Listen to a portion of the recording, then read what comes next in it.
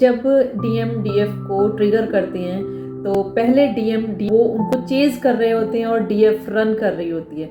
जब वो डीएफ को अवेकनिंग स्टार्ट होती है उसकी, तब उसके माइंड में बहुत सारे क्वेश्चंस आते हैं कि मेरे साथ ऐसा क्यों हो रहा है या कुछ भी। तो जब अगर वो अपने डीएम से बात करना चाहे तो कोई उसकी बात सुनने के लिए तैयार नहीं होता। कुछ ना कुछ रीजंस बनते चले जाते हैं जिसकी वजह से वो डिस्कस नहीं कर पाते हैं। कई सिचुएशंस में, कई में कर लेते हैं, कई में नहीं कर पाते हैं। तो ये जो सिचुएशन बनती है तो उसमें फिर जो रनर होता है वो चेजर बन जाता है, जो चेजर होता है वो रनर बन जाता है। अभी तक डीएफ आराम से बैठी थी, चेज नहीं कर रही थी, लेकिन फिर वो चेज करने लग जाती है और बार बार डिवाइन से पूछती है मेरे साथ ऐसा क्यों हुआ, मेरे साथ ही ऐसा क्यों, मेरे साथ ही इतने सारे कामिक्स हैं, मैंने क्या गलती की है। एक्चुअली गलती डीएफ या डीएम की नहीं होती। ये जो जन्म हुआ होता है उनका, वो इसलिए होता है कि वो अपनी एनर्जीज को बैलेंस करें। एनर्जीज को बैलेंस करने के लिए सबसे पहले उनको अपने कामिक्स को ही रिलीज करना होता है। जो दुख दर्द होते हैं वो सब सहते चले जाते हैं, लेकिन जो डीएफ को डीएम का ट्रिगर मिलता है वो बहुत ही भयंकर वाला होता है और वो बर्दाश्त के काबिल होता ही नहीं है।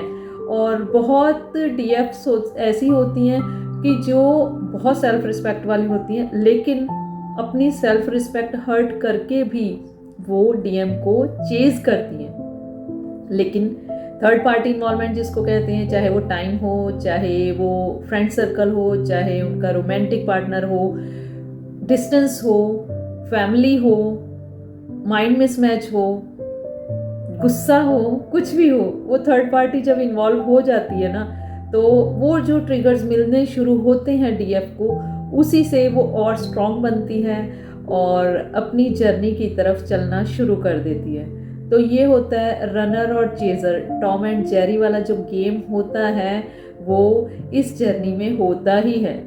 और ये ब्लॉक अनब्लॉक इस तरह की सिचुएशंस चलती रहती हैं। और कॉर्ड कटिंग करना चाहें तो कॉर्ड कटिंग नहीं कर पाते, क्योंकि यूनिवर्स बार बार उधर ही धकेलते हैं कि जाओ अपने सोल मिशन की तरफ जाओ। ये बहुत ही ब्रिलियंट सोल्स होती हैं, काफ़ी एजुकेटेड होती हैं, ज़्यादातर देखा गया है ये, क्योंकि इनको एजुकेशन के लेवल पे हाई रखा जाता है, क्योंकि इनको यूनिवर्स को सर्व करना होता है। तो दोनों ही जो एनर्जीज होती हैं बहुत ही मैच्योर्ड होती हैं, समझदार होती हैं, लेकिन टाइम के हिसाब से और ट्रिगर्स के हिसाब से थोड़ी इमेच्योरिटी से डील कर लेते हैं। और टाइम के साथ साथ उनमें वो भी समझ आनी शुरू हो जाती है कि हमें क्या नहीं करना चाहिए था और क्या करना चाहिए था। जब पता चलता है कि क्या करना चाहिए था, तब उनकी अवेकनिंग उस स्टेज पे पहुंच जाती है कि वो डिवाइन से कनेक्ट हो जाती हैं और डीएम को चेज करना छोड़ के वो खुद के ऊपर अपनी एनर्जीज को इन्वेस्ट करती हैं, अपनी ग्रोथ के ऊपर इन्वेस्ट करती हैं। तो इस तरह से रनिंग एंड चेजिंग को छोड़ के अगर चेज करना है तो डिवाइन को कीजिए।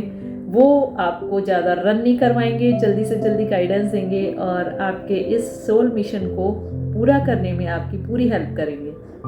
इस तरह की और भी इंफॉर्मेशन के लिए आप इन्फिनिटी टैरो 111 को यूट्यूब पर सब्सक्राइब कीजिए, इंस्टाग्राम पर फॉलो कीजिए। और अगर किसी तरह की पर्सनल गाइडेंस चाहते हैं आप, हेल्थ के रिगार्डिंग, रिलेशनशिप के रिगार्डिंग और करियर के रिगार्डिंग, किसी भी तरह की अगर आपको स्टकनेस फील हो रही है, तो आप इन्फिनिटी टैरो 111 पर आप मुझे सब्सक्राइब करके आप अपने रीडिंग बुक करा सकते हैं। और साथ ही व्हाट्सएप नंबर है मेरा 7982940981 पर आप व्हाट्सएप कर सकते हैं।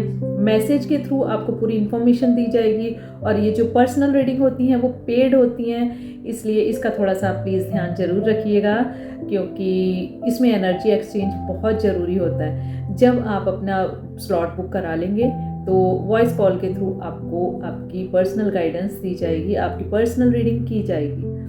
मिलते हैं नेक्स्ट टाइम, तब तक के लिए राधे राधे।